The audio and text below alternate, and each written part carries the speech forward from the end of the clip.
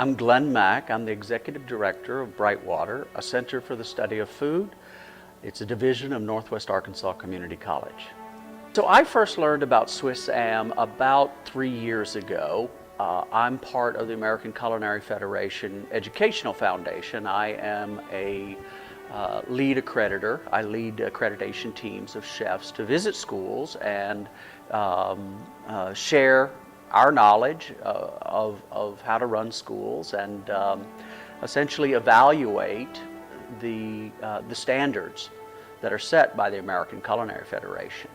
We went on the trip in January of 2016, I believe, and I was quite impressed with the school. I've been to hundreds of schools all over the United States and all over the world for that matter, and I was really impressed with the quality of the school, the equipment, most importantly the instructors. The students are very attentive and eager to learn. Well, I've lived and worked in Russia for many years, and so obviously I have a very soft spot in my heart for this country. My wife is originally from Moscow. We've been married for 25 years. So I've been coming to Russia since 1984, so it's been a while. Teaching some classes at SWISSAM and specifically working on some Asian noodle recipes. I have been studying and working with noodles in a variety of ways for about 25 years. I started in Central Asia, where I first was introduced to lagman and thought it was a very delicious dish and continued studying from there. I went to China, I went to Turkey, lived in Uzbekistan, and then studied in Italy as well. So I've seen, and then I'll add on to that in Singapore. So I've seen noodles from many perspectives, and I thought it would be fun to do some noodle technique training here in St. Petersburg. One of the master classes I will be doing is ramen, the ramen noodle, which is becoming more and more popular. Obviously, it's originally a Chinese dish that gained notoriety in Japan. Now there are ramen shops all over the world as an upscale, inexpensive treat.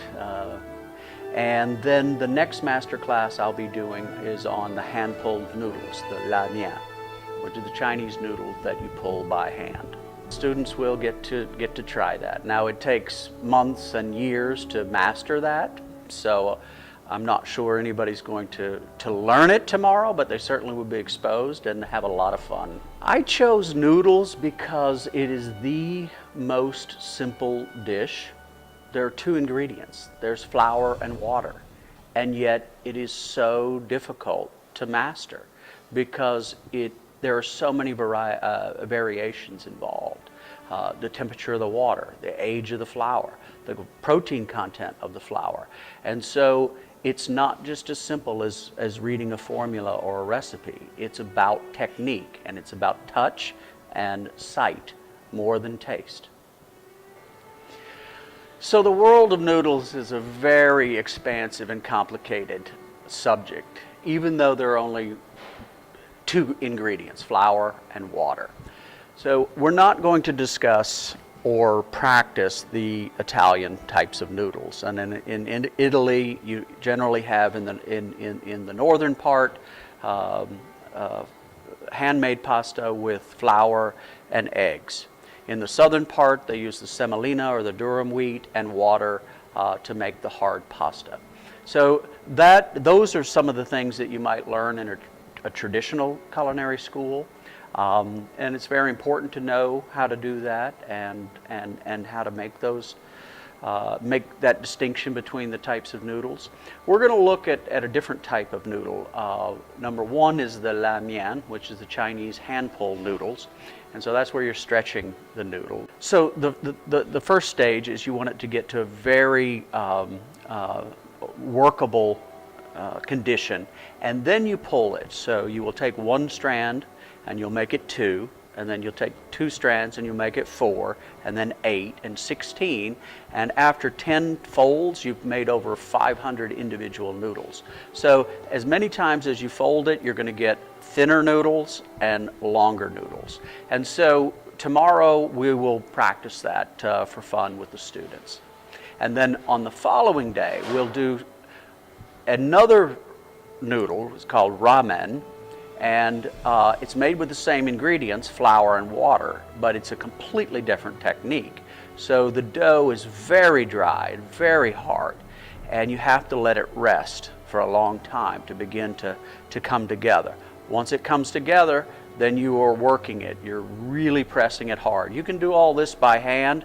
We'll use a pasta crank or a pasta machine and help us with that.